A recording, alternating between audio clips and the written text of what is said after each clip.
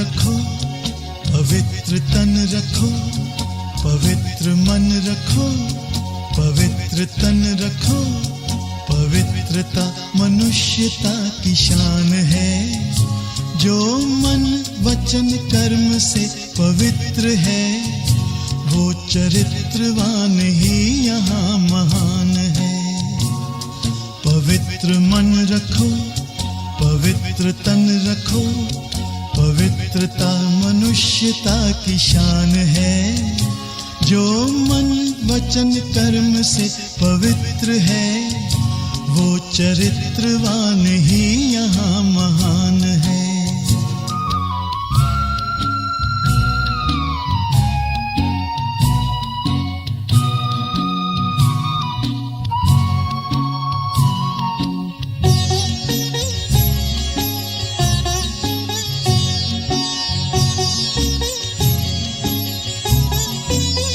बड़ा ही मूल्यवान है तुम्हारा ये जन्म, तुम्हारा ये जन्म। बड़ा ही मूल्यवान है तुम्हारा ये जन्म, तुम्हारा ये जन्म। जगत की कर्म भूमि में करो भले कर्म, करो भले कर्म। अच्छे रखो विचार, उत्तम करो व्यवहार, अच्छे रखो विचार, उत्तम करो व्यवहार। आदर्श व्यक्ति की ये पहचान है, जो मन वचन कर्म से पवित्र है, वो चरित्रवान ही यहाँ महान है। पवित्र मन रखो, पवित्र तन रखो। ओम शांति। आज का टॉपिक है हमारा आत्मा के 3 शत्रु। तो जरा विचित्र टॉपिक आपको लग रहा है, पहली बार सुन रहे। आत्मा के 3 शत्रु कौन से हैं? अच्छा, आप में से कोई कभी भगवत गीता पढ़ी है क्या? आप में से किसी ने कभी भगवत गीता का नाम सुना है? अच्छा, किसी ने पढ़ी है भगवत गीता? तो आत्मा के 3 शत्रु क्या है, ये समझने से पहले हम ये समझते हैं कि इस चित्र का अर्थ क्या है। ये चित्र दिखाई दे रहा है सबको? महाभारत में एक रथ दिखाया, उसमें अर्जुन बैठा हुआ है, उस रथ के सारथी स्वयं भगवान है और घोड़े दिखाई दे रहे हैं। कठोपनिषद नाम का एक शास्त्र है, उसमें बोला आत्मा नाम रथिनम विद्धि शरीरम रथमेवच। आत्मा क्या है? रथी है। रथी माना पैसेंजर, सवारी। शरीरम रथमेवच, ये शरीर क्या है? ये रथ है, गाड़ी है, और आत्मा पैसेंजर बैठा हुआ है। बुद्धि तुम सारथिम विद्धि, बुद्धि सारथी है। सारथी क्या करता है? रथ को ड्राइव करता है, ड्राइवर। बुद्धि तुम सारथिम विद्धि, ये हमारी जो बुद्धि है वो सारथी है, ड्राइव करती है। जैसे पेट भरा हुआ है और मैं आपके ITI कॉलेज में आ गया और प्रिंसिपल साहब मुझे बोले लीजिए रसगुल्ला खाइए। अभी पेट तो भरा हुआ है, बुद्धि जो है उसने डिसीजन लिया कि रसगुल्ला मत खाओ, नहीं तो पेट खराब हो जाएगा, इंडाइजेशन हो जाएगा। तो बुद्धि क्या है? निर्णय लेने की शक्ति है, डिसीजन मेकिंग पावर। सही है गलत है?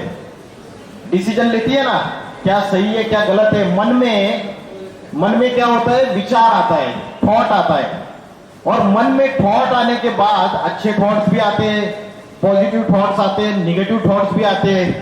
आते हैं या नहीं आते?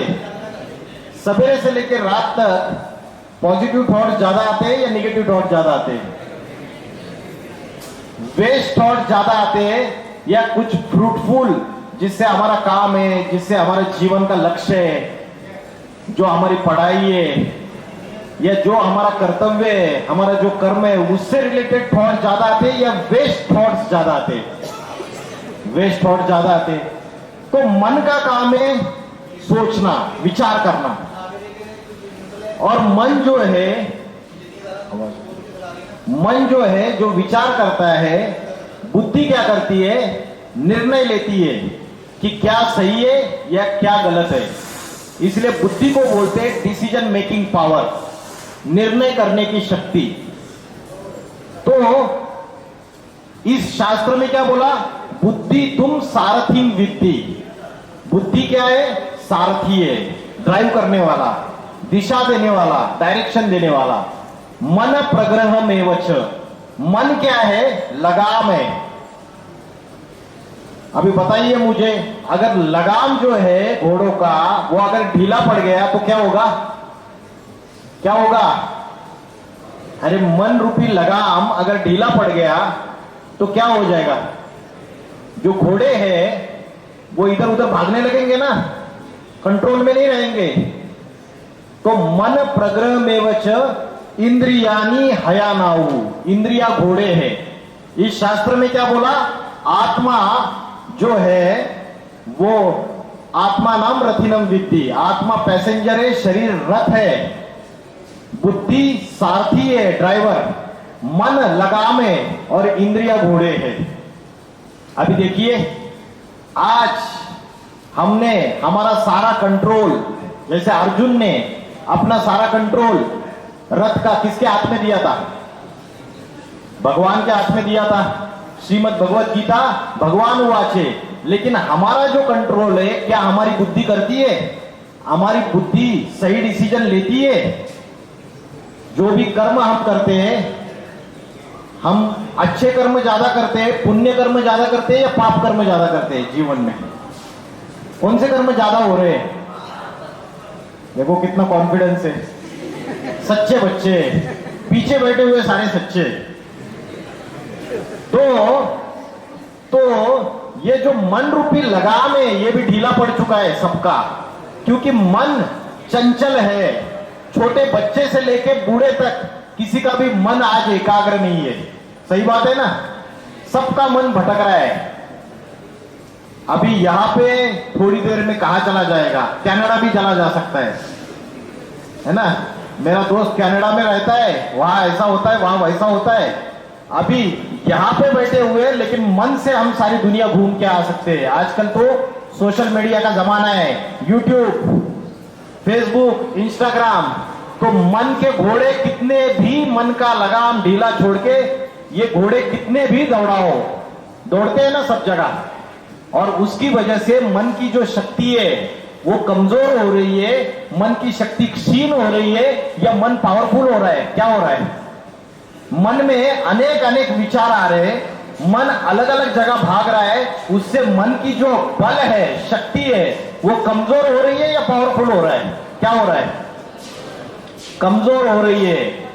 जो मनोबल है, मनोबल, जिसको हम बोलते हैं आत्मबल, जिसको हम बोलते हैं, और एक शब्द है उसके लिए, क्या बोलते हैं? मनोबल, आत्मबल, और एक शब्द है इंग्लिश, क्या शब्द है? Will power. क्या बोलते हैं? Will power. बोलते हैं इसकी विल पावर बहुत अच्छी है, और बोलते हैं इसकी विल पावर बहुत कमजोर है। विल पावर कमजोर होती है तो मनोबल कमजोर होता है, आत्मबल कमजोर होता है, और उससे क्या होता है फिर? डिप्रेशन, टेंशन, स्ट्रेस, एंजाइटी, रात को नींद नहीं आती है, इंसोम्निया बोलते हैं। होता है या नहीं होता है? अलग अलग प्रकार के टेंशन हमने जीवन में पाल के रखे हुए हैं।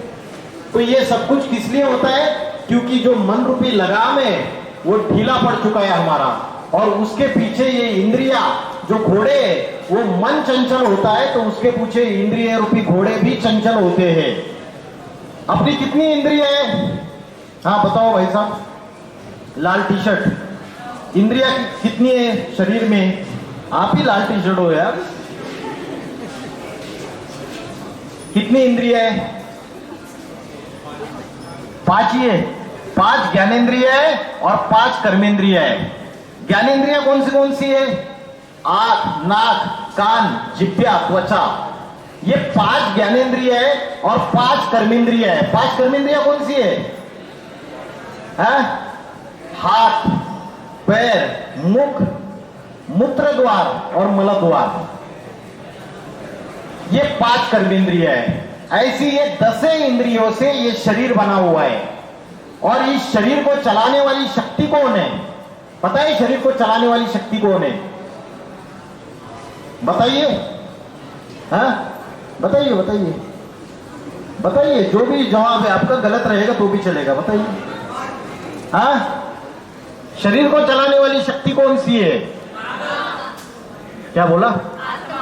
आत्मा। क्या बोला?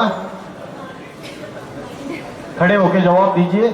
शरीर को चलाने वाली जो शक्ति है वो है आत्मा, जिसके लिए आप बोलते हैं मनोबल या आत्मबल कमजोर हो गया। हम बोलते हैं ना, महात्मा गांधी को आपने आगे क्या नाम दे दिया? महात्मा। महात्मा शब्द बोला मतलब महान आत्मा, पापात्मा, पुण्यात्मा।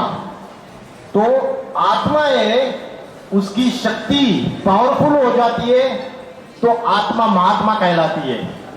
आत्मा के अंदर 2 प्रकार के क्वालिटीज है।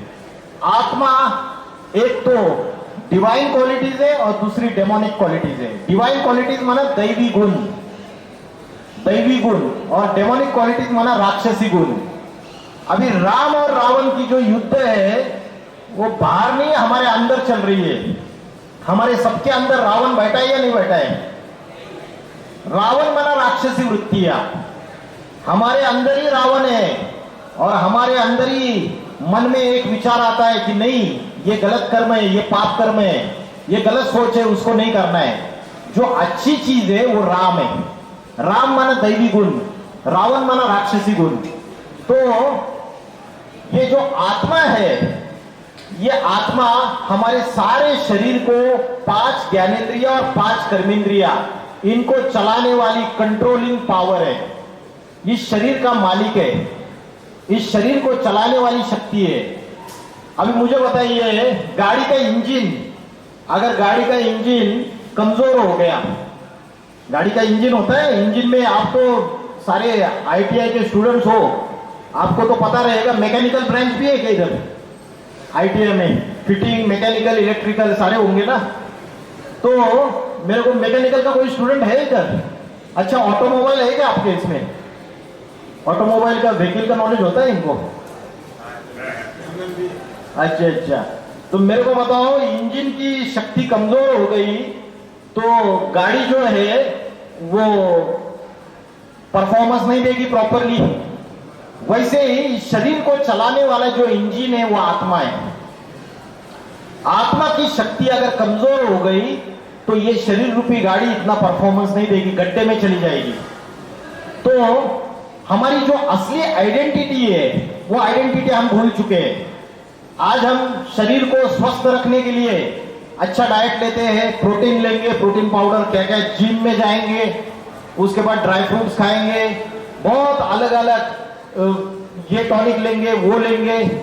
शरीर सुंदर दिखना चाहिए, उसके लिए लड़कियां रहेगी तो ब्यूटी पार्लर जाएगी, है ना।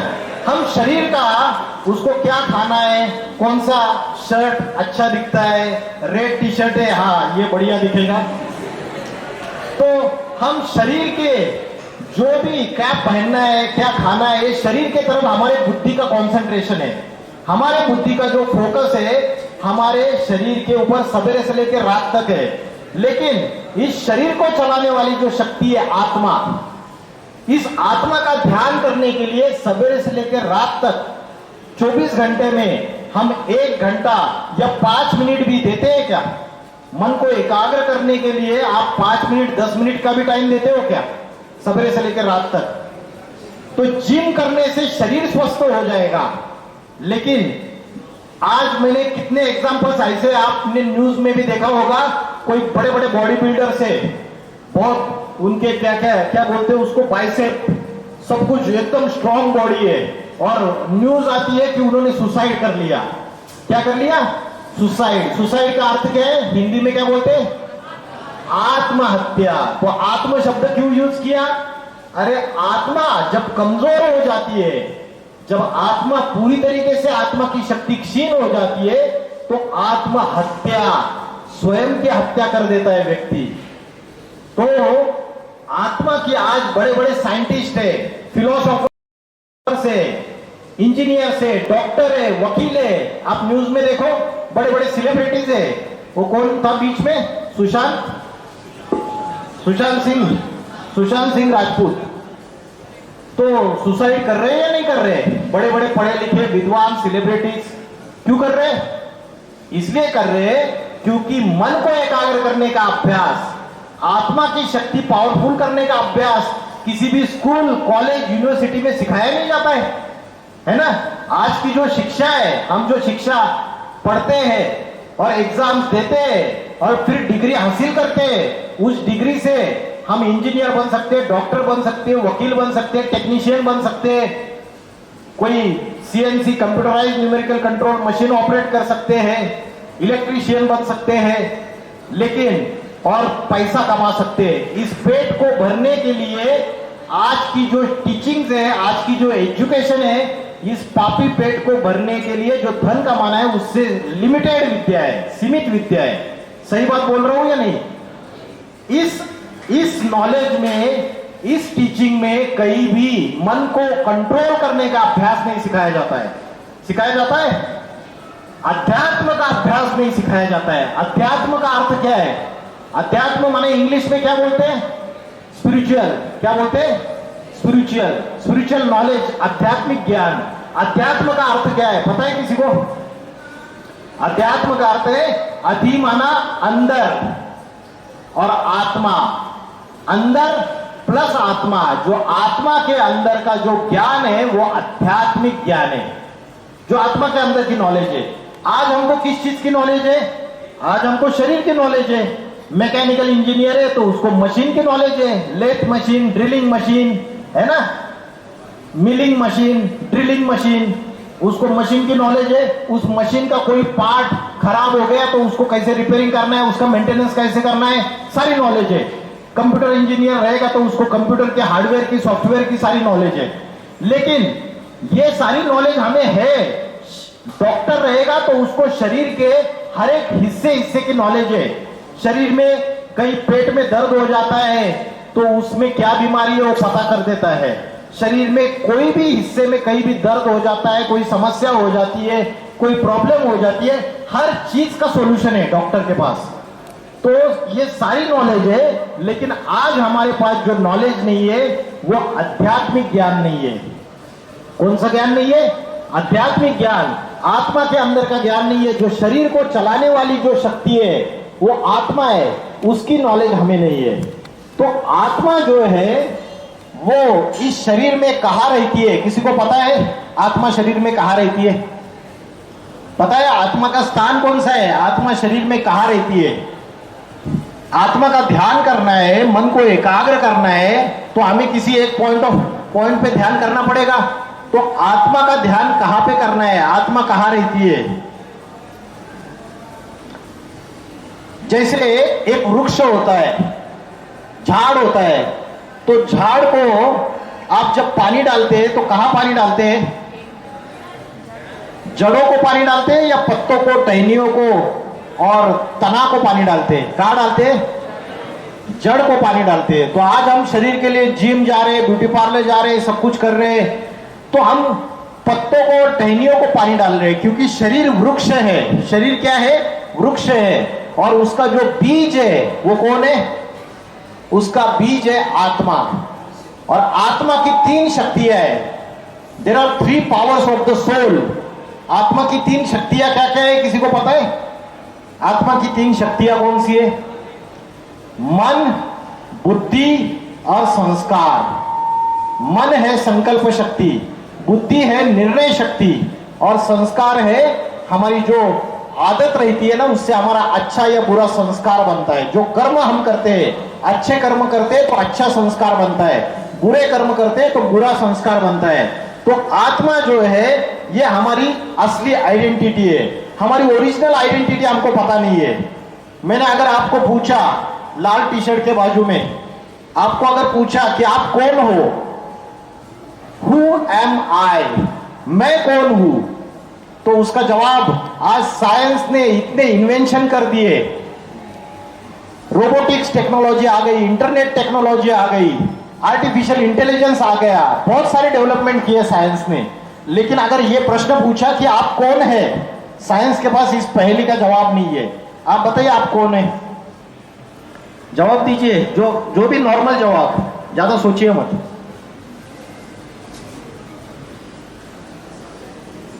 बोलिए। इंसान है, बैठिए। इन्होंने जवाब दिया मैं इंसान हूं। उनको पूछा टोपी, तो उन्होंने बोला कि मैं डॉक्टर हूं। फिर इनको पूछा तो इन्होंने बोला मैं वकील हूं। इन्होंने बोला मैं लड़की हूं, उन्होंने बोला मैं लड़का हूं। फिर उन्होंने बोला कि मैं सिख हूं, पंजाबी हूं। फिर उन्होंने बोला मैं बंगाली हूं, इन्होंने बोला मैं बिहारी हूं। किसी ने बोला मैं अमेरिकन हूं, और किसी ने बोला मैं इंडियन हूं। किसी ने बोला मैं हिंदू हूं, किसी ने बोला मैं मुसलमान हूं। एक ही प्रश्न के अलग अलग जवाब। तो हम जो आज अपनी आइडेंटिटी बताते हैं, वो आइडेंटिटी हम अपनी जाति, धर्म, भाषा, जेंडर माना लिंग, और अपनी पोजीशन, क्वालिफिकेशन, अपना पद और अपना नाम, शरीर का, इसके आधार से अपनी आइडेंटिटी बताते हैं। लेकिन क्या ये आइडेंटिटी हमारी असली आइडेंटिटी है? ये हमारी परमानेंट आइडेंटिटी है क्या? क्योंकि जब जन्म लिया तो वो व्यक्ति क्या इंजीनियर बन के पैदा हुआ था, डॉक्टर बन के पैदा हुआ था। तो ये हमारी असली आइडेंटिटी नहीं है। हमारी जो असली आइडेंटिटी है, जिसको हम भूल चुके हैं, वो जन्म लेने से पहले भी थी और मृत्यु होने के बाद भी रहेगी। वो हमारी असली आइडेंटिटी है। क्या है? आप एक आत्मा है। अभी आत्मा क्या है? आत्मा एक प्राण शक्ति है, जिसको एनर्जी बोलते हैं, ऊर्जा, प्राण शक्ति। जैसे शरीर क्या है? 5 तत्वों का बना हुआ है। शरीर के 5 तत्व कौन से है? किसी को पता है? किसी को पता है? शरीर 5 तत्वों का बना हुआ है। कौन से 5 तत्व है? There are 5 elements of the body. कौन से? जल, वायु, अग्नि, पृथ्वी और आकाश। ये 5 तत्व है। मिट्टी का पुतला है, मिट्टी में मिल जाता है। मरने के बाद क्या करते हैं? शरीर को या तो जला देते हैं या गाड़ देते हैं। लेकिन जो आत्मा है वो कभी मरती है क्या? आत्मा अजर अमर अविनाशी है, वो कभी मरती नहीं है। शरीर मरता है, आत्मा कभी मरती नहीं है। एक शरीर छोड़ के दूसरा शरीर धारण करती है, दूसरा छोड़ के तीसरा धारण करती है। जैसे हम कपड़े बदलते हैं, वैसे आत्मा शरीर रूपी वस्त्र बदलती है। तो आत्मा की आइडेंटिटी जो है वो हम भूल गए। आज हमारे दुखी होने का सबसे बड़ा कारण क्या है पता है? हम दुखी क्यों है? क्योंकि हम हमारी ओरिजिनल आइडेंटिटी भूल गए। मैं कौन हूं, मेरा आइडेंटिटी क्या है, असली आइडेंटिटी हम भूल गए। तो आत्मा के अंदर 5 विकार आने से, इन 5 विकारों की वजह से हम दुखी हो जाते हैं। 5 विकार कौन से आत्मा के अंदर पता है किसी को? जैसे मोबाइल का बैटरी आप यूज करते हो तो मोबाइल की बैटरी डिस्चार्ज हो जाती है। फिर आप रोज बिना भूले 2 बार चार्जिंग करते हो मोबाइल की बैटरी की। तो वैसे ही ये जो आत्मा की बैटरी है, ये आत्मा की बैटरी हमारी डिस्चार्ज हो जाती है अनेक जन्मों में। और उसका डिस्चार्ज होने का कारण क्या है?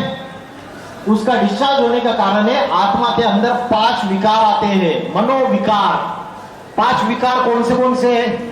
जो आत्मा के शत्रु है, उसमें से मुख्य 3 है और टोटल 5 विकार है, जिसको आप बोलते हैं 5 राक्षस है, जो आत्मा के अंदर प्रवेश है, मन बुद्धि के अंदर प्रवेश है। कौन से 5 राक्षस है, 5 विकार? किसी को पता है? हाँ जी, हाँ बताइए। Very good. क्या नाम है आपका? अभिषेक। बहुत बढ़िया आंसर। काम, क्रोध, लोभ माना लालच, मोह माना अटैचमेंट, आसक्ति, अहंकार माना घमंड। ये 5 विकार आत्मा के 5 विकार है, जिसके वजह से हमारी मन बुद्धि जो है वो पूरी तरीके से इन विकारों में फंस चुकी है और हमारी आत्मा की शक्ति कमजोर हो चुकी है, बैटरी डिस्चार्ज हो चुकी है सभी की। उसकी वजह से हमारा मन एकाग्र नहीं है। तो 5 विकारों में पहला विकार कौन सा है? कौन सा है? अभी बताए ना 5 विकार। क्या बताया? 5 विकार भूल गए? क्या बताया? काम, क्रोध, लोभ, मोह, अहंकार। अभी अपने आप में चेक करो अपने आप को कि मेरे अंदर इसमें से कौन से विकार ज्यादा है, किसका परसेंटेज ज्यादा है। काम का अर्थ क्या है? काम का अर्थ क्या है? ये 5 विकारों का मुखिया है। इसका अर्थ क्या है बताइए? काम का अर्थ क्या है? किसी को पता है? काम का अर्थ है कामना।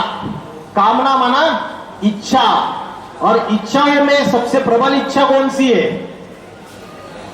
इच्छाओं में जो डिजायर बोलते हैं हम, उसमें सबसे पावरफुल डिजायर कौन सी है मनुष्य के अंदर?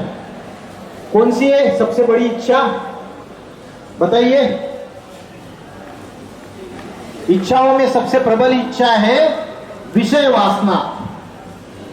इसका अर्थ क्या है? किसी को पता है? Sexual desire. तो ये सबसे प्रबल इच्छा है और ये मुखिया है 5 विकारों का। अगर मुखिया को कंट्रोल में कर लिया तो बाकी के उसके जो बाल बच्चे वो भी कंट्रोल में आ जाएंगे। आज सृष्टि में जितनी भी समस्या है उसका मूल कारण है ये 5 विकार। और श्रीमद् भगवत गीता में बोला है आत्मा के 3 शत्रु है जो नरक का द्वार खोलने वाले हैं। वो 3 शत्रु कौन से हैं? काम, क्रोध और लालच माना लोभ। ये 3 आत्मा के शत्रु है। आज जितनी भी लड़ाइयां, जितना भी आतंकवाद और जितनी भी हिंसा, वायलेंस चल रहा है उसका मूल कारण क्या है? लालच है ना। उधर से पाकिस्तान चाहता है कि भारत के ऊपर आक्रमण करूं और भारत का सारा सोना, भारत का जितना भी पैसा है लूट के लेके जाओ। इधर से चाइना अंदर से घुसना चाहता है, आक्रमण करना चाहता है। सारे देश एक दूसरे के ऊपर इसलिए आक्रमण करना चाहते हैं क्योंकि लालच है। जितना उनको मिल रहा है उससे उनको संतुष्टता नहीं है। मेरी थाली में जो परोसा है वो तो खाऊंगा ही, लेकिन दूसरे के थाली में जो परोसा है उसको भी छीन के खाऊंगा। इसको बोलते क्या? क्या बोलते हैं इसको? लालच, लोभ। तो इतिहास आप अगर हिस्ट्री देखोगे तो भारत जो था, भारत के राजाए संपन्न थे, भारत सोने की चिड़िया था। लेकिन जो मुस्लिम आक्रांता है उन्होंने आक्रमण करके भारत की धन संपत्ति, हीरे जवाहिर ये सारा लूट के लेके गए। तो ये जो विकार है 3 काम, क्रोध और लोभ, ये सारी सृष्टि में हिंसा, आतंकवाद, दुख, अशांति पैदा कर देते हैं। सबसे पहला विकार जो है काम वासना, विषय वासना। श्रीमद् भगवत गीता में बोला है ये नरक का द्वार खोलता है और उसकी वजह से आज जितने भी झगड़े टंटे हैं और नरक का द्वार खोलते हैं उसकी वजह से। रावण ने क्या किया? इतनी बड़ी रामायण क्यों घटित हुई? क्योंकि रावण ने सीता का अपहरण कर लिया। किसकी वजह से? इसी काम वासना की वजह से, विषय वासना की वजह से। उसके बाद महाभारत क्यों हुई? पता है महाभारत क्यों हुई? क्योंकि द्रौपदी का वस्त्रहरण किया। किसने किया द्रौपदी का वस्त्रहरण? दुर्योधन और दुशासन ने, जो दुष्ट युद्ध करते हैं, जो दुष्ट शासन करते हैं। तो आज अभी कौन सा युग चल रहा है? 4 युग में कौन सा युग चल रहा है? कलयुग। 4 युग है, सतयुग, त्रेतायुग, द्वापर युग, कलयुग। तो आज के कलयुग में दुर्योधन दुशासन है या नहीं है? आज के कलयुग में द्रौपदिया है या नहीं है? आज के कलयुग में 10 सिरों वाला रावण है या नहीं है? 10 सिरों वाला रावण माना 10 सिरों वाला रावण मतलब जिसके 10 मुख होंगे वो 10 मुख से 10 अलग अलग बात करेगा। आज हमारे घर में भी क्या है? घर में अगर टीवी लगा दिया, केबल का चैनल देखना है तो माँ को एक अलग सीरियल देखना है क्योंकि सास भी कभी बहू थी। पिताजी को अलग सीरियल देखनी है, पिताजी को देखना है WWF चैनल। और फिर बेटा है उसको स्पोर्ट्स चैनल देखना है, बेटी को अलग कोई मूवी देखनी है या तो क्या बोलते हैं उसको फैशन शो देखना है। तो सबकी अलग अलग चॉइस है, सबके अलग अलग मत है, किसी का भी मत एक दूसरे से मिल नहीं रहा है। इसको बोलते हैं रावण राज्य। रावण को 10 मुख है तो 10 मुखों से वो 10 अलग अलग बातें करता है। आज भारत के अंदर 10 पॉलिटिकल पार्टी है, राजनीतिक पार्टी है या नहीं है? बीजेपी है, कांग्रेस है, समाजवादी पार्टी है, आम आदमी पार्टी है, अनेक अनेक 10 प्रकार की पार्टी है। ये 10 प्रकार की पार्टी 10 अलग अलग प्रकार की मतें फैला रही है, तो ये भी क्या है? रावण राज्य है। तो शास्त्रों में जो बातें बताई वो यहाँ की बातें हैं। तो आज दुनिया में जब कलयुग में खासकर पाप, भ्रष्टाचार, अत्याचार, दुख, अशांति, हिंसा, आतंकवाद उसकी अति हो जाती है, तो हमारी आत्मा की जो शक्ति है वो पूरी कमजोर हो जाती है। जैसे मोटर गाड़ी का चित्र दिख रहा है आपको, इसमें सभी को ये दिख रहा है क्या? स्लाइड मोटर गाड़ी का चित्र दिख रहा है। उसमें मोटर गाड़ी का जो ड्राइवर है उसका भोजन अलग है और गाड़ी का भोजन अलग है। गाड़ी का भोजन क्या है? Petrol diesel. और ड्राइवर का भोजन, उसको चाहिए रोटी सब्जी दाल चावल चाहिए। वैसे ही ये शरीर रूपी गाड़ी का भोजन अलग है और आत्मा जो शरीर को चलाने वाला ड्राइवर है इसका भोजन अलग है। इसको डिफरेंशिएशन हम नहीं कर पा रहे, इसका फर्क नहीं समझ रहे, उसकी वजह से आज हम दुखी है। तो आत्मा के जो 3 शत्रु है, श्रीमद् भगवत गीता में बोला है कि ध्यायते विषयान पुरुषा संगस्तेषु उपजायते। विषय विकारों का ध्यान करने से आसक्ति निर्माण हो जाती है, अटैचमेंट हो जाती है, लगाव हो जाता है, लगाव झुकाव। जैसे आंखों से, या आंख एक इंद्रिय है, आंखों से सुंदर सुंदर चेहरे देखने को मिलने चाहिए, है ना? और जिह्वा ये इंद्रिय है, इससे क्या हुआ है? इससे टेस्टी टेस्टी एकदम ऑयली, मसालेदार, अच्छे अच्छे बहुत टेस्टी खाना खाने के लिए मिलना चाहिए। तो ये जो इंद्रिय है ये जितना जितना विषयों का ध्यान करती है, 5 विकारों का ध्यान करती है, काम, क्रोध, लोभ, मोह, अहंकार, और रूप, रस, गंध, स्पर्श, शब्द, ये 5 चीजों का जब ध्यान करती है तो उससे लगाव निर्माण हो जाता है।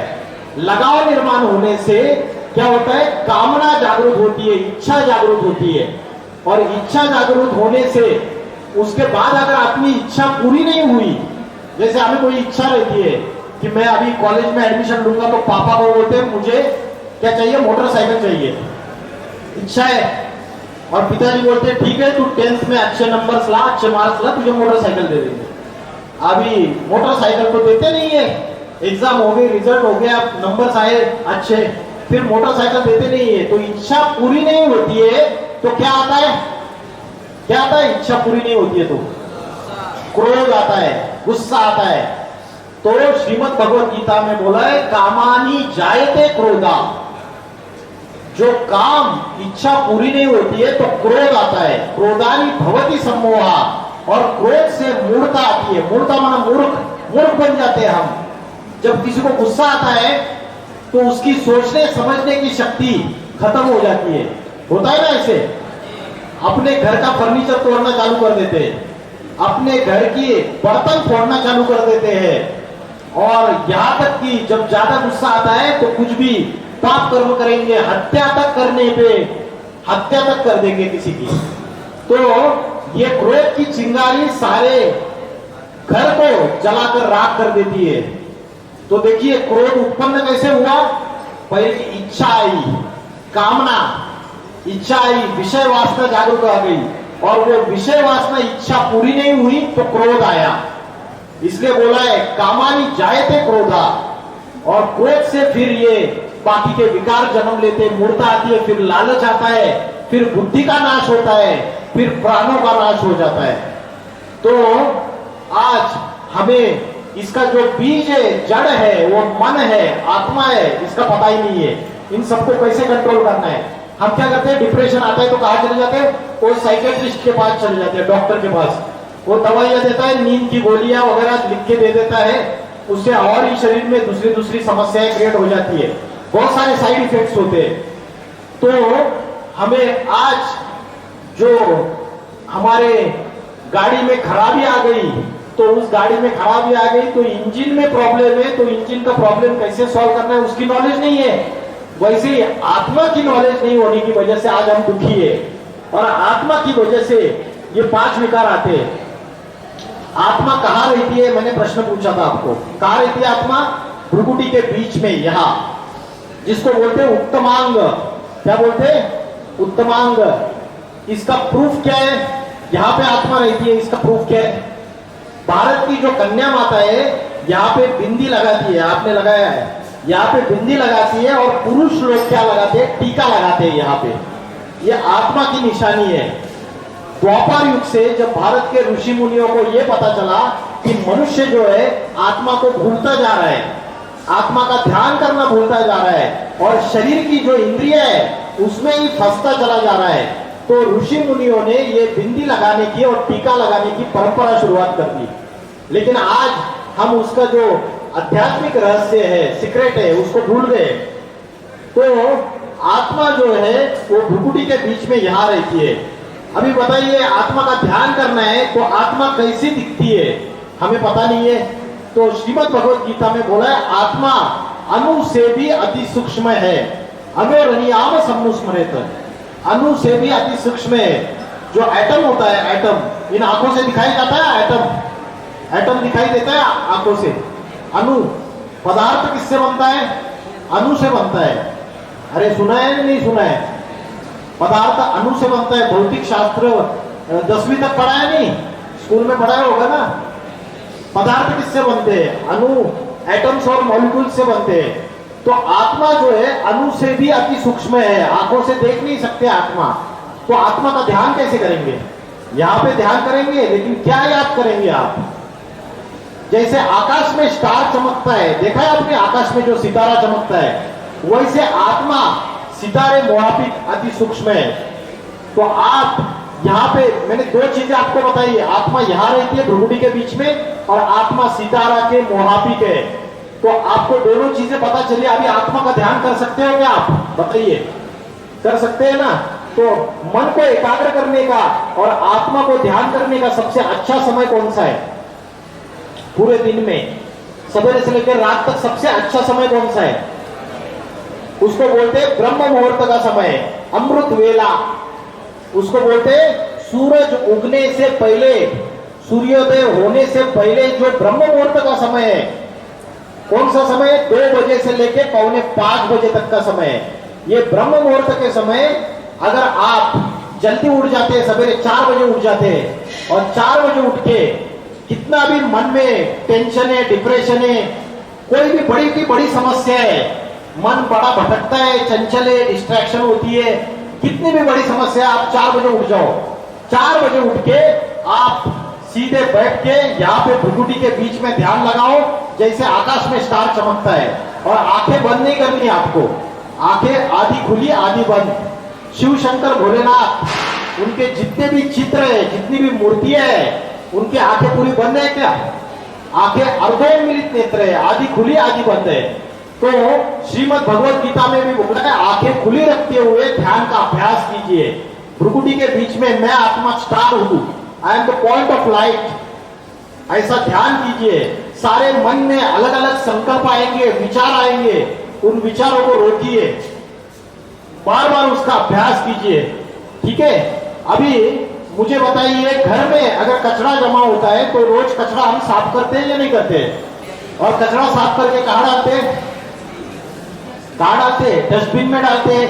अभी डस्टबिन का कचरा घर के अंदर रखते हैं क्या? दूसरे दिन वो स्वच्छता अभियान की गाड़ी आती है, सवेरे सवेरे वो कचरा हम उधर फेंक देते हैं। वैसे ये मन और बुद्धि में रोज कचरा जमा हो रहा है या नहीं हो रहा है? बताइए मुझे। निगेटिव थॉट्स, वेस्ट थॉट्स, गंदी वाचा, किसी को गालियां देना, किसी के ऊपर गलत बातें बोलना, पाप कर्म करना, रोज कचरा जमा हो रहा है या नहीं हो रहा है? आंखों से गलत देखना हो रहा है या नहीं हो रहा है रोज कचरा? तो उसको हम साफ सफाई करते हैं क्या? उसकी क्लींसिंग करते हैं क्या हम? जैसे शरीर का डिटॉक्सिफिकेशन करते हैं, वैसे आत्मा का डिटॉक्सिफिकेशन करते हैं क्या हम? मन को रोज क्लींसिंग करने के लिए हमें क्या करना पड़ेगा? आत्मा का ध्यान करना पड़ेगा सवेरे जल्दी उठ के। लेकिन हम कितने बजे सोते हैं रोज? आप लोग कितने बजे सोते हो रात को? है?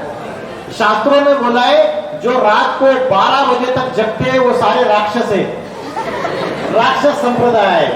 भोगी, जो भोगी होते हैं वो रात को देर तक जगते हैं और सुबह देर से उठते हैं, वो सारे भोगी है। और जो योगी होता है, योगी, वो योगी क्या करता है? जो 3 बजे का 4 बजे का समय, उस समय ध्यान अपनी इंद्रियों को कंट्रोल में करने का, अपने मन को कंट्रोल करने का अभ्यास करता है, उसको योगी बोलते हैं।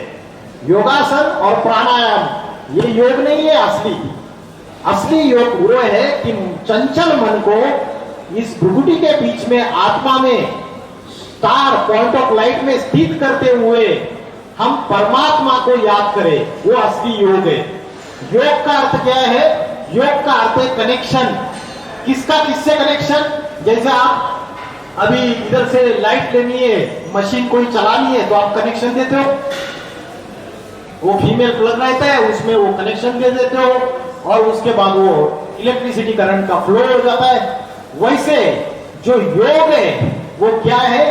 आत्मा का परमात्मा से कनेक्शन। परमात्मा क्या है? जनरेटर है, और आत्मा क्या है? बैटरी है छोटी सी। अभी बैटरी को चार्जिंग करनी है तो जनरेटर से तो कनेक्शन जोड़ना पड़ेगा ना। जनरेटर के पास तो पावर है, शांति की पावर है, पवित्रता की पावर है, वो प्रेम का सागर है, वो ज्ञान का सागर है। तो उससे जोड़ेंगे कनेक्शन तो हमारे अंदर प्रेम, ज्ञान, पवित्रता सारी चीजें आ जाएगी।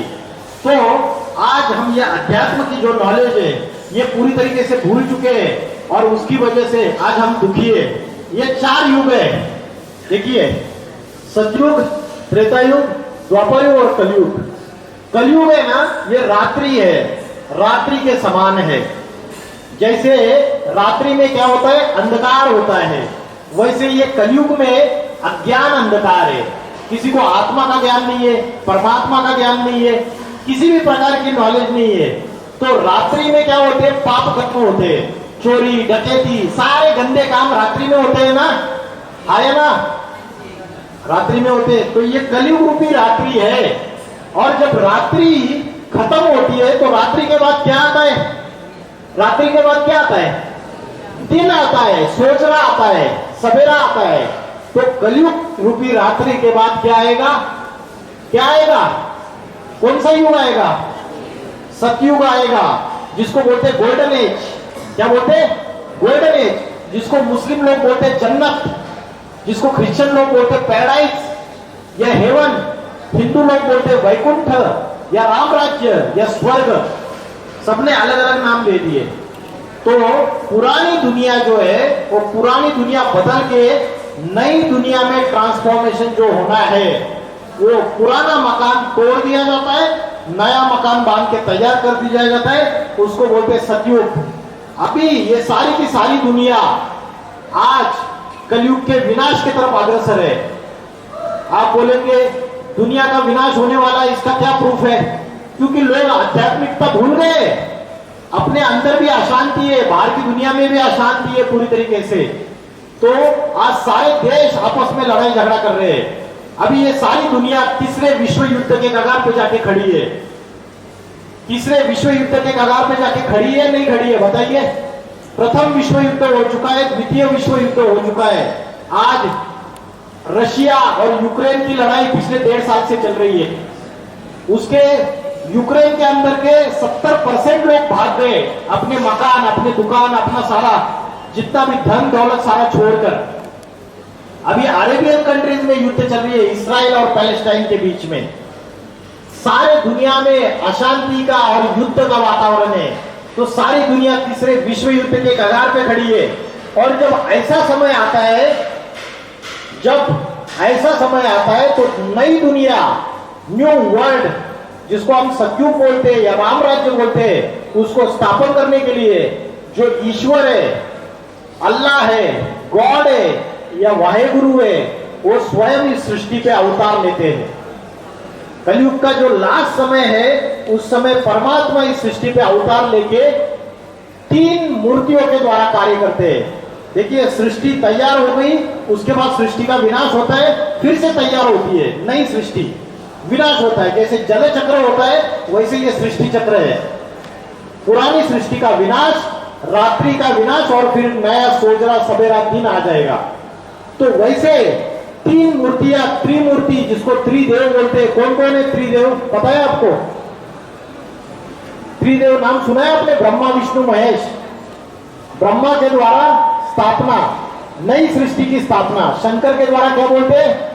विनाश, पुरानी सृष्टि का विनाश। और जो नई दुनिया आएगी वो विष्णु के द्वारा पालना। तो सारे सृष्टि में इस चीज की मान्यता है कि भगवान, जो क्रिश्चियन लोग भी बोलते गॉड, जी माना generator, O means operator Vishnu, D mean destructor Shankar.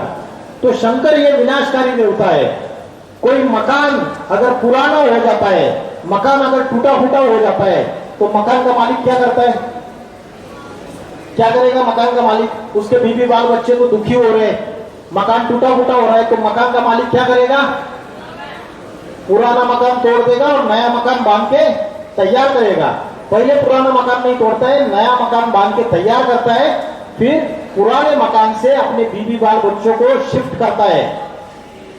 फिर नया मकान में शिफ्ट होने के बाद पुराना मकान तोड़ देता है। वैसे ही ईश्वर इस सृष्टि पे अवतरित होके उनके मुख के द्वारा ज्ञान गंगा निकलती है। क्या निकलती है? ज्ञान गंगा। और वो ज्ञान गंगा माना आध्यात्मिक नॉलेज है, उसको बोलते हैं स्पिरिचुअल नॉलेज, जिसके लिए बोलते एक त्योहार मनाते हैं महाशिवरात्रि। महाशिवरात्रि का त्योहार राम का जन्मदिन रामनवमी के रूप में मनाते हैं, कृष्ण का जन्मदिन कृष्ण जन्माष्टमी के रूप में मनाते हैं। लेकिन शिव जब इस सृष्टि पे अवतरित होते हैं तो महाशिवरात्रि क्यों बोला है? रात्रि शब्द का प्रयोग क्यों किया है और महारात्रि क्यों बोला है? पता है किसी को क्यों ऐसा बोला है? कभी सोचा आपने? इसलिए बोला क्योंकि शिव इस सृष्टि पे तभी अवतार लेते जब दुनिया में कलयुग की घोर अज्ञान अंधकार की, पापों की, भ्रष्टाचार की, व्यभिचार की रात्रि फैली होती है। तो आज ये रात्रि फैली है या नहीं फैली है? बताइए। आज आप लोग टीवी देखते हो, मोबाइल में अलग अलग चीजें देखते हो, तो बुद्धि, हमारी बुद्धि जो है वो डाउन में जा रही है या अप में जा रही है? क्या हो रहा है? बुद्धि का पतन हो रहा है या बुद्धि पावन बन रही है? हाँ, पतन हो रहा है बुद्धि का। तो ऐसे समय ज्ञान सूर्य शिव इस सृष्टि पे अवतरित होके इस सृष्टि का परिवर्तन करते हैं। और कैसे परिवर्तन करते हैं? राजयोग सिखाते हैं। क्या सिखाते हैं? राजयोग की नॉलेज देते हैं। राजयोग की नॉलेज क्या है? आपको ये चित्र दिखाई दे रहा है सभी को? राजयोग की नॉलेज क्या है? ये व्यक्ति बैठा हुआ है आसन पे और ये व्यक्ति क्या कर रहा है?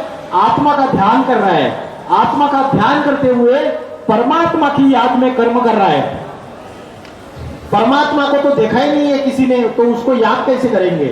परमात्मा को याद करने के लिए परमात्मा जब इस सृष्टि पे अवतार लेता है तब हम उनको यथार्थ रूप में याद कर सकते हैं। आज तक हमने इतने मंदिर बनाए, मस्जिद बनाए, हमने चर्च बनाए, गुरुद्वारा बनाए, लेकिन भगवान को किसी ने प्रैक्टिकल देखा है?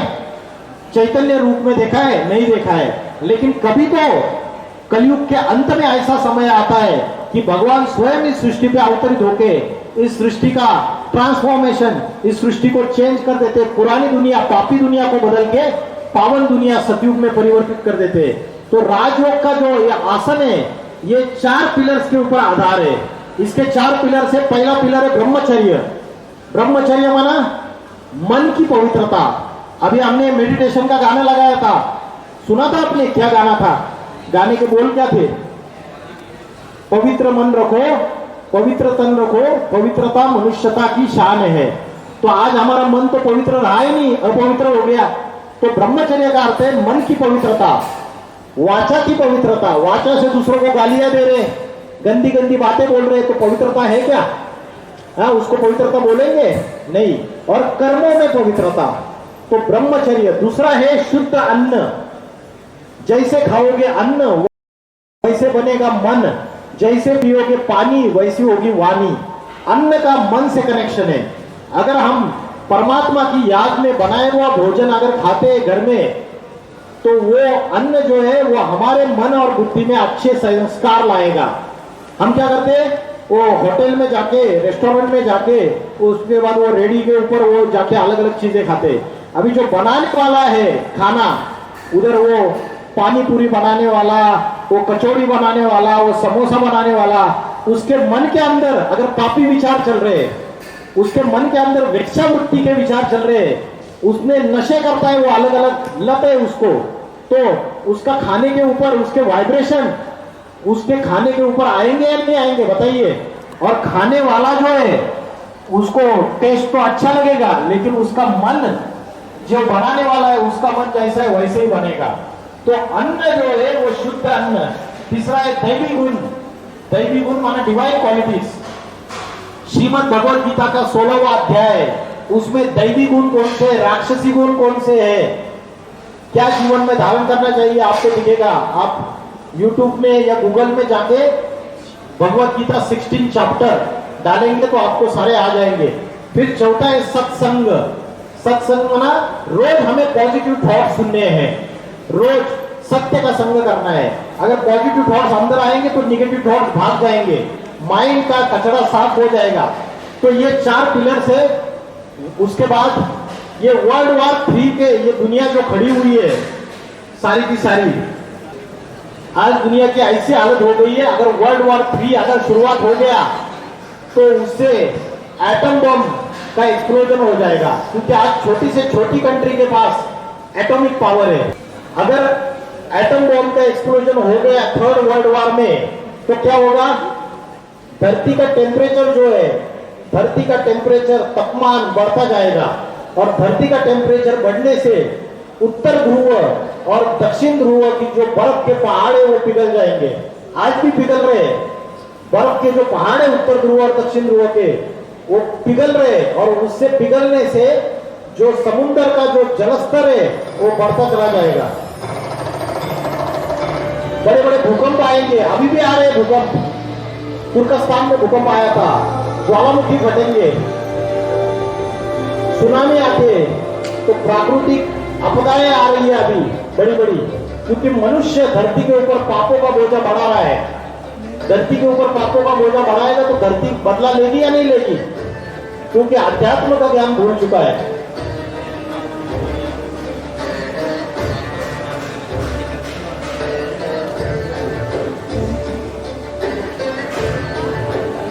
अगर तीसरा विश्व युद्ध हुआ तो एटम बम के एक्सप्लोजन से सारी दुनिया समुद्र के अंदर चली जाएगी।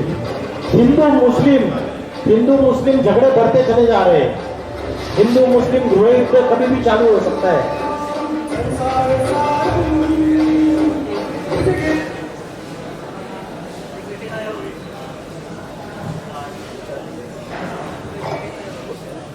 तो आज छोटे से छोटे कंट्री के पास एटॉमिक वेपन, एटॉमिक मिसाइल्स, परमाणु बॉम्ब सब कुछ अवेलेबल है। तीसरा विश्व युद्ध हो गया तो ये सारी हिंसा का वातावरण ये हो सकता है। आज दुनिया में बड़े बड़े विश्व शांति के सम्मेलन किए जाते हैं, लेकिन दुनिया में शांति स्थापन नहीं हो पा रही है। क्यों नहीं स्थापन हो रही है? क्योंकि हमें अध्यात्म का ज्ञान नहीं है, आत्मा का ज्ञान नहीं है। हर एक दिया अगर जलाएंगे तो उससे बाकी के दिए भी जला सकते हैं। मन को एकाग्र करने का, आत्मा का ध्यान करने का ज्ञान जब हमारे अंदर आएगा, अच्छे संस्कार हमारे अंदर आएंगे तो दुनिया में शांति स्थापन होगी। ऐसा नहीं कि बड़े बड़े कॉन्फ्रेंस कर लो, बड़े बड़े सम्मेलन कर लो, उससे दुनिया सुधरने वाली नहीं है। दुनिया और ही बिगड़ती जा रही है। अभी 21वीं शताब्दी चल रही है। 21वीं शताब्दी में कुछ कुछ ऐसे भविष्यकार है, उन भविष्यकारों ने भविष्यवाणियां की है। आपने कल्कि पुराण करके नाम सुना है? कल्कि पुराण, कलयुग के अंत में कल्कि अवतार होता है भगवान का, सुना है कभी? कल्कि अवतार वो अवतार है जिसमें दुनिया उसको पहचान नहीं पाती, उसके ऊपर कलंक लगाती है। तो कल्कि पुराण है।